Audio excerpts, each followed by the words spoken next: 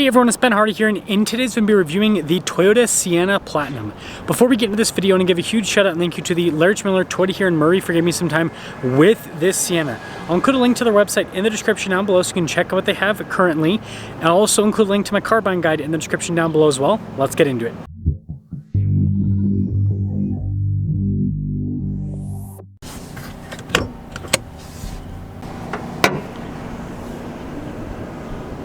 Under the hood of this Sienna, we have a naturally aspirated 2.5 liter 4-cylinder that's paired to an eCVT and a hybrid system. Total system output is 245 horsepower. Fuel economy is 36 around town and then 36 on the highway. Now, before we move forward with this review, I do want to mention if you want to see more videos just like this, then I recommend you subscribe because I post content every single day. So starting with the hood, you guys can see the metallic white paint on this particular Sienna. I think that looks really sharp. And then the headlight design is pretty aggressive for a minivan. And then you guys can see the Toyota logo front and center. It is blue to signify this is a hybrid. And then down below we've got the fog lights here. You can see the metallic gray for the grille coloration. And putting it all together, I mean, for a minivan, I think it looks pretty sharp. Now around the side here, our tire wheel setup is 235, 50, 20 in the front and over in the rear. And you can see with the wheels, you've got the chrome finish. It's kind of like a platinum thing to do. But notice we still have like the side skirt here. It's all blacked out. And then you can see the silver trim around the windows. And then here's your full side view with the Toyota Sienna. Now here's a quick look at the key fob. We have our lock and unlock function. We got the opening for the doors. We got the opening for the hatch as well as the Toyota logo there at the bottom. Now let's pop into the cargo space of the Sienna, and this is really cool. So we've got the third row folded down, kind of like a stone go type thing that Chrysler has done with their product. And so you can see you've got a bunch of space here in the front. With the Sienna, the third row, you can actually fit adults there comfortably. It's kind of a cool thing with it. You actually have an outlet here in the back. Got some cup holders there in the back. You've got USB ports as well. Even sunshades for the rear passengers, which is a nice feature. And when you're all done, let's press that and that will lower the hatch right back down. I feel like these are the most aggressive looking taillights for any minivan ever. Got the Platinum logo there at the bottom. You can see the blacked out trim at the bottom as well. And so putting it all together, let me you guys think about the looks here of the Sienna. It's always a fun feature with the automated doors. So with the Platinum, you get these really fancy seats, kind of like a better look, perforated all down the center, and they even have the like leg rests there, so you can do kind of like a lounge mode. And you can see the adjustments here on the side. And I guess getting in is really easy. You just kind of pop in, and now we're in the lounge seats. Look at this, so much legroom. Got the little storage space there and a charging port. Sunshades here in the back too, which is nice. And these seats, by the way, they're like a brown coloration, which is pretty cool. And then up top, we do have our own climate zone here as well with heated seats. Now taking a look at the front door panel, it's soft touch here at the top, and then you can see down below as well. We have all of our window controls here. Mirror adjustments, the mirrors do power fold in. Got our memory seat function, blind spot monitoring with the mirrors, and then popping over to the seats themselves. Again, you've got that nice brown trim perforated all down the center portion. All of our adjustments on the side. And then the steering wheel's power adjustable. Got this little storage space here, which is interesting. And then down below, we've got a bunch of controls. So for like the gas, turn the power door on and off. For the outlet, steering wheel, 360 camera. And then I do want to mention parts of the dash, not all of the dash, but parts of the dash are soft touch.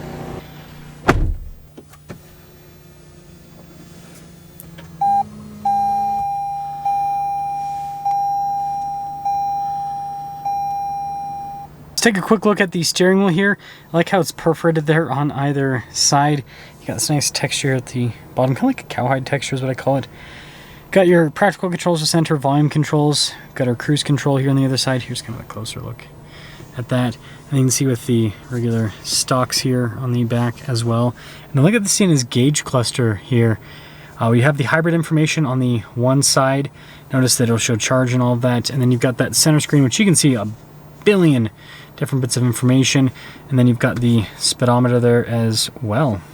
Now in reverse, we have a backup camera here, and this actually comes with a 360 camera too. So notice when I go into drive, it'll pop on with the bird's eye view and everything. So great camera system, not the best resolution, but you know, gets the job done. And then as for the infotainment system, it's not Toyota's newest unit. So response time on this is still solid. Just doesn't look as modern as what they have in other cars like, you know, the new Tundra, for example. And then down below, you can see we've got our analog controls here for the tri-zone climate. And actually, we've got quad zone climate. That's cool. Heated and cooled seats as well. And then you got this kind of like charging area here. This is very interesting, to say the least.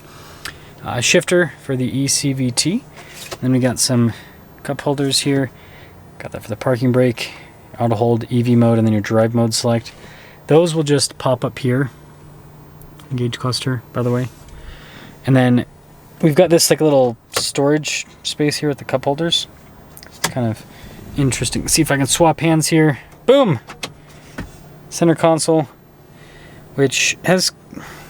Now we do have the center console here, which pretty good space. I like the kind of lid covering there. And speaking of space, we've got more storage underneath the whole center layout here. And then again, more nice trim there on the dash, and then you can see the rest of the storage on the side. Nice trim above the glove box too. Pretty normal glove box setup. We do have a camera rear view mirror with this as well. Controls here for the basically the doors, also the sunroof in the center, and then yeah, it does have a sunroof. So here's a quick look at the window sticker. You can see Sienna Platinum. Got all the standard equipment here. Base MSRP. There's your total MSRP. $56,389. And let's see how it drives. Well, let's talk about visibility before we set off. Here's visibility over the hood, and there's the heads-up display.